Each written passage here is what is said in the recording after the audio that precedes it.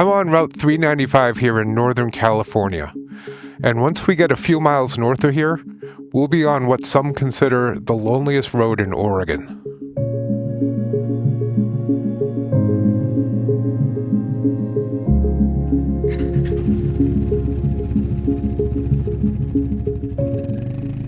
Motorcycle riding isn't a hobby to me anymore.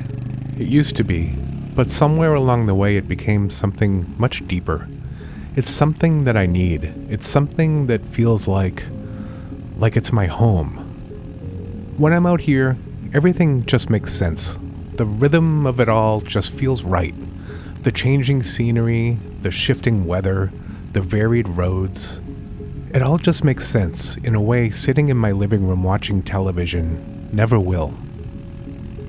I've been on a 1,200-mile moto adventure for about a week. I've seen mountains, rivers, good friends, and perfect strangers. I've seen every kind of weather except snow. Just yesterday, I hit fog so thick I could barely see 30 feet in front of me. And I was on a winding road with temperatures in the mid-40s Fahrenheit. It was miserable, terrifying, and I felt right at home and oddly happy. Later, I found myself in the Columbia River Gorge on I-84 about 2 hours east of Portland, Oregon. The wind gusts blew me around like a cheap kite. At one point, 2 perfectly timed gusts hit me from the right and threw the bike into a wobble. I was at highway speed. It shook me, but I've been there before and I knew what to do to save myself. And right after, I thought, this is where I belong. I made it home safely, though I was frozen to my core. My heated vest and my one-piece riding suit did their best, but couldn't keep up with the relentless wind pounding my chest. My bike's windscreen is the size of a postage stamp, and offered no backup. Whenever I come home dripping wet, cold, and tired, I crave that moment when I open the door and become surrounded by heat and dryness. That's the same feeling you get when you crawl under the blankets on a cold winter night. But that craving only lasts so long, and then the restlessness sets in. I'm ready to get back out on the bike even before my core body temperature returns to normal, or my riding gear dries. I sit there contemplating how bad of an idea it is to fire up the bike and head out to the river to catch the sunset. And then I do just that. Motorcycles are a big part of what defines me, and lately, motorcycle touring has become the one thing I need to do the most to keep myself balanced.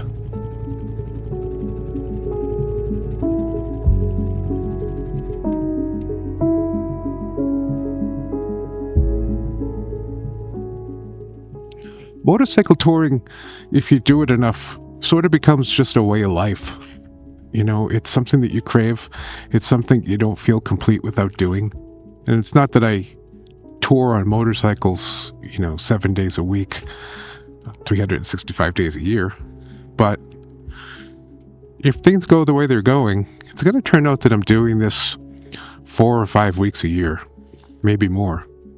I'm lucky that I have a lot of good vacation time through my work, and some really understanding supervisors at work who know how important this is to me and how good it is for my mental health. And so, I'm pretty fortunate when it comes to stuff like this.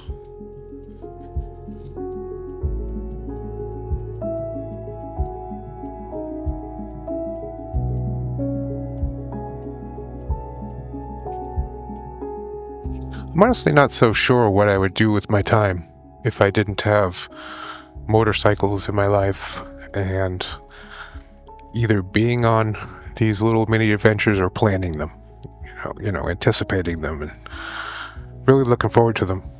It's just become such a huge part of my life that I really actually don't know what would fill the gap if I didn't do this.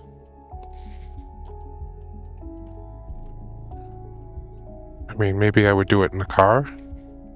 It would definitely be my second choice.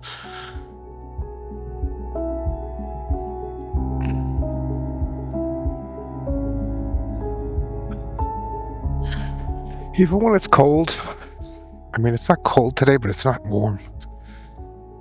And it's raining or whatever. I'd still rather be on this motorcycle than inside of a car.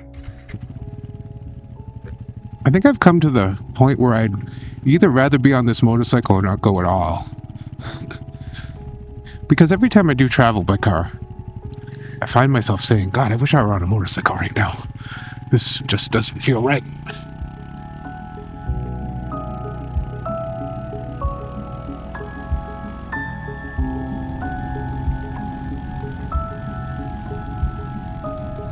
Sometimes I think if I were rich, I'd quit my job and hit the road full time. I'd travel the world on my motorcycle and see every inch of the planet before my time's up. But I'm not rich, and I enjoy my work, my friends and family, and my city too much to pull up stakes and wander the world right now. I can dream, though, and practice. And maybe that's what all of this is. The few weeks a year I get to do this might just be practice for the day I retire and have a whole lot more free time on my hands. But I don't like to think of it like that, because thinking like that makes the present feel temporary, like it's just the transition point from one life to another. And that's no way to live. Instead, I've given myself permission to just enjoy what I do, when I can do it, and not want for too much more. That's what contentment really is. It's when you have what you need and don't constantly wish you had more. More time, more money, more gear, more bikes. Motorcycles, and especially motorcycle touring, are the way in which I've decided to craft my story. I want my story to include being frightened to pieces, pushed to my limits, cold, wet, tired, and put through the ringer. And I also want it to include the loneliest roads, the most breathtaking coasts, the coldest of mountaintops and the warmest of deserts. I want to experience all of this from the discomfort of an adequate motorcycle, and I want to come home exhausted and restless. And that's what I have, and that's why I do this kind of thing, and that's why I'm content with the way things are. I don't need anything else. I gotta tell you, I was not expecting this road at all. It's absolutely gorgeous. Not to mention the fact that the road itself is pretty much pristine. It's like it was just laid out, and it's just, look at this place. Oh my goodness.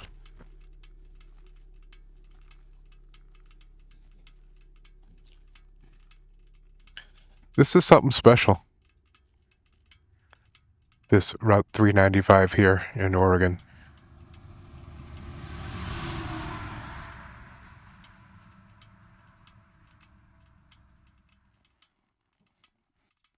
Yeah, this is something. This is living, my friends.